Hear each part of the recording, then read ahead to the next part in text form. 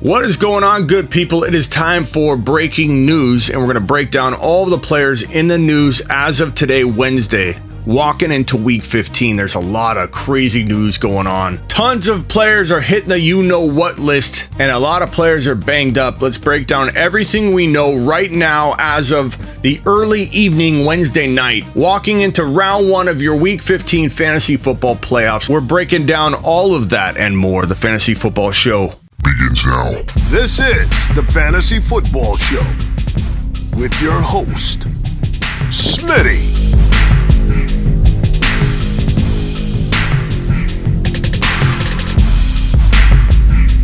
Top 5 running back.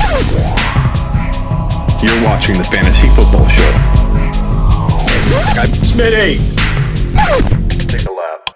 This is probably the biggest news and a shot to the heart for me as I'm a Cardinal fan, but DeAndre Hopkins expected to probably miss the rest of the year. Adam Schefter reported that it's unclear if Hopkins will need surgery. He's getting a second opinion, and second opinions are dreaded in fantasy football and across the NFL. It means that you want to get another opinion because the first one is telling you something you don't want to hear, and maybe somebody else has a solution. Not good. That means he's probably not coming back during the regular season, and I'd guess he's very questionable for the remainder of the year, which is why he's seeking a second opinion. A second opinion essentially is to stave off that season-ending route you might be taking. Horrible news for Hopkins owners. He's been a complete bust all year long. We thought we'd get him back. He was supposed to be healthy last week. He sat out the final couple drives after what looked like a head injury, but apparently there was a leg injury as well. AJ Green, Rondell Moore, Christian Kirk all get bumps. I don't know who's the top wide receiver option moving forward. You'd think it'd probably be Christian Kirk, but AJ Green's been playing really good, and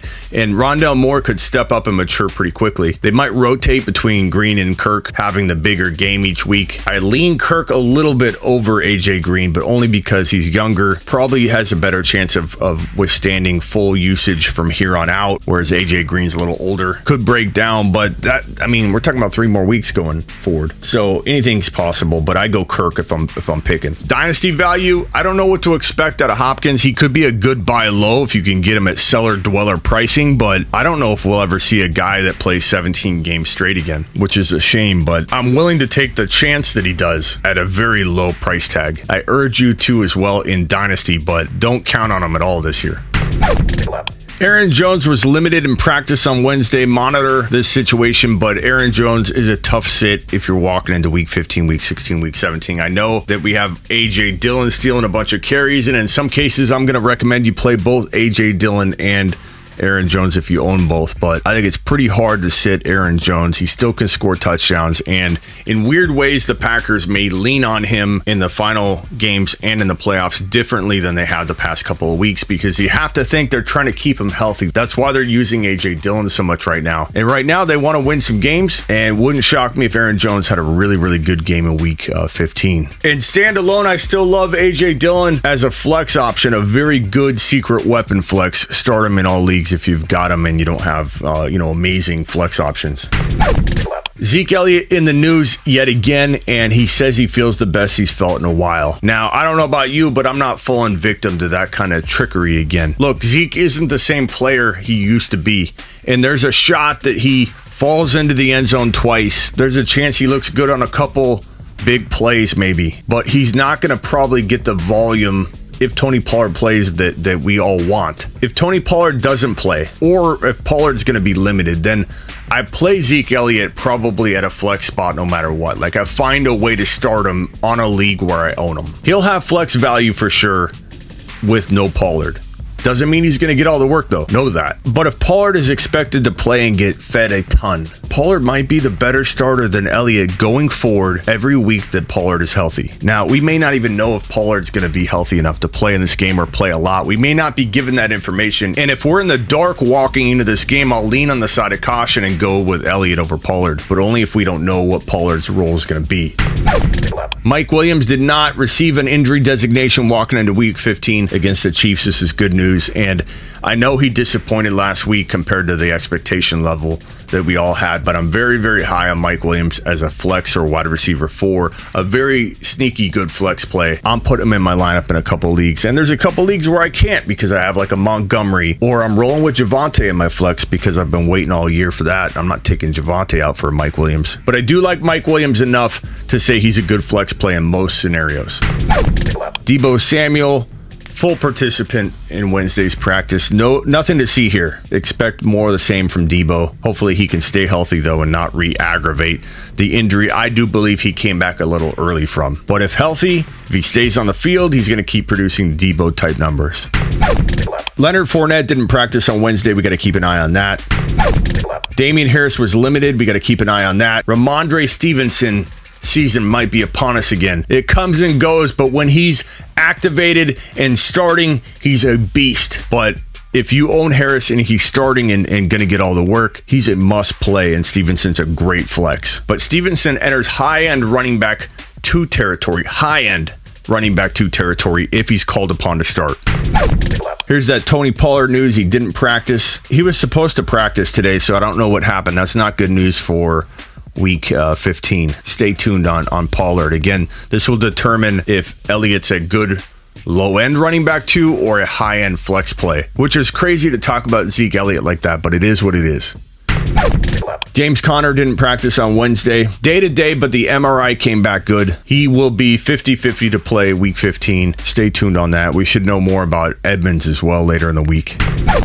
Darren Waller did not practice on Wednesday. Nothing to see here. He's out until further notice. Until we hear something concrete or substantial, we have to assume he's not coming back, which makes Darren Waller one of the biggest busts of 2021. Kareem Hunt didn't practice on Wednesday. Monitor this situation. There have been multiple reports that he's unlikely to play. And if Kareem Hunt is out, that means Nick Chubb is going to probably explode here in not only week 15, but in the coming weeks.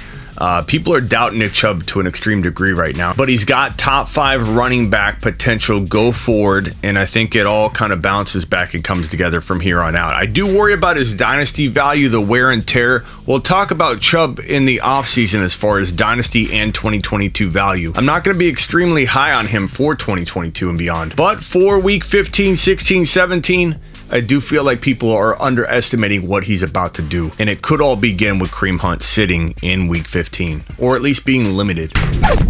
Austin Ekeler, questionable for week 15. He did practice on a limited basis both Tuesday and today, so that's a good sign. He's trending in the right direction. Know that Ekeler should be a go unless he has some kind of setback. Miles Sanders got in limited work, which is good news. Trending in the right direction for Miles Sanders. He would be the running back 1 in Philly if he is a go. Jalen Hurts got in a limited session with the ankle. Trending upward, no lock, but if he plays, he's a top 6 to 10 quarterback play, even with all the doubt surrounding his situation. Saquon Barkley. Bella, I'm recording. Kind of a bird. Cats is throwing up all over the house. Okay. Good God. Saquon Barkley did not practice Wednesday. This is a downgrade from last week when Barkley was limited, but tough to know. Barkley's going to be out here and there all year long. That's the nature of that ACL recovery. He's still going through. People think he's fully recovered. He's not. He's not going to be fully recovered until next year. He's going to struggle. He's going to have swelling. He's going to need to keep sitting out. Barkley is the furthest thing from a safe option walking into the coming weeks. But I have to imagine that he, like Elliott, is a flex option in almost any league, any scenario. So it's more like you're putting him in as a flex, but he could potentially have running back 2 value. Keenan Allen practiced on Wednesday. That's great news. He should be ready for Thursday night's battle against the Kansas City Chiefs, which should be a high-scoring game. We got one more Thursday night game after this Thursday. Then there's no Thursday night game the next week. Of the 2 Thursday night games remaining, this one should be, like last week, high-scoring. Elijah Mitchell, who's struggling with 2 things, a concussion and a knee injury, did not practice on Wednesday. We truly don't know if he has any shot at playing this week. We got to wait for further information. DJ Moore looks like he could play week 15. That's good news. McLaurin did not practice on Wednesday. We really do need to wait on this one. We have no information whatsoever.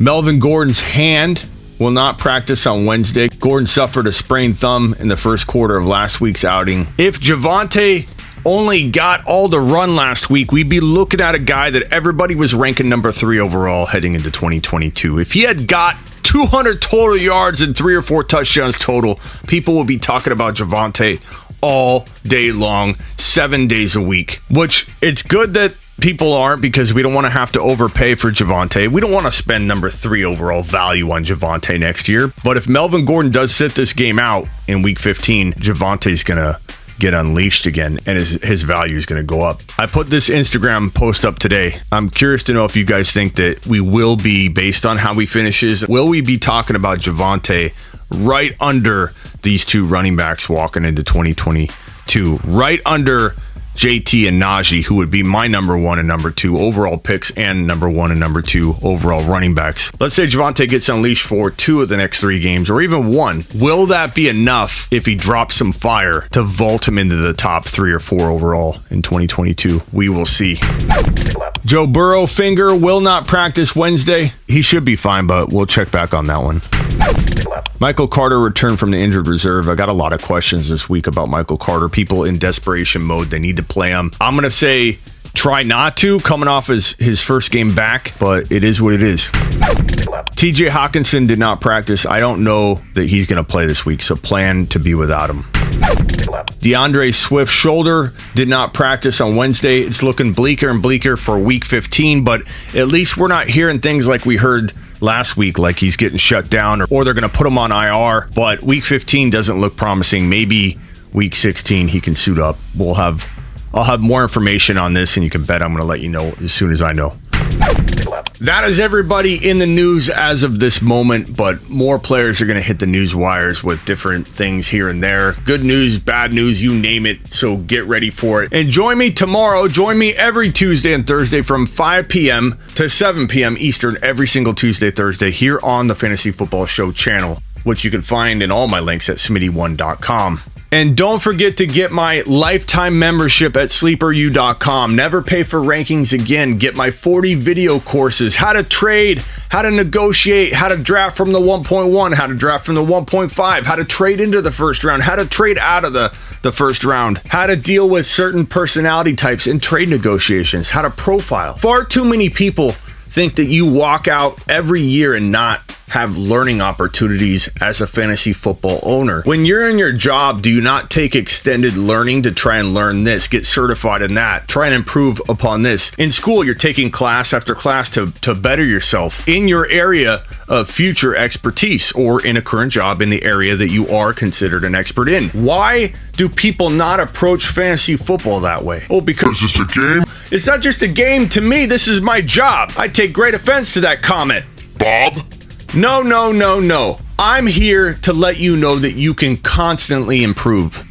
Identify your weaknesses as a fantasy football owner and attack it. Take a weakness and turn it into a strength. And I've got the video courses to do that. Over 40 different video courses, informational learning gems on sleeperu.com. The library of fantasy football content will grow year over year. That's why the lifetime membership means so much. And if you get the lifetime membership, I give you my text line free for not only the remainder of this year, but all of 2022. That's right, free text advice all 2022, baby, just by getting your lifetime membership at sleeperu.com.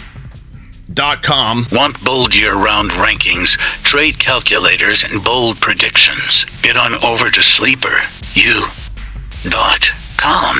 So what are you waiting for? Go get it. Get a free 30-minute phone call from your boy Smitty by playing either Underdog Fantasy or Prize Picks. Just go to Smitty1.com.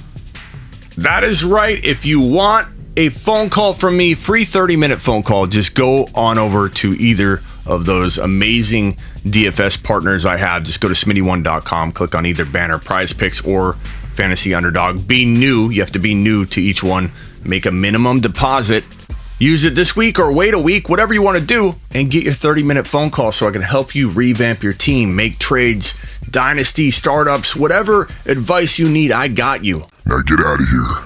This is the Fantasy Football Show with your host, Smitty.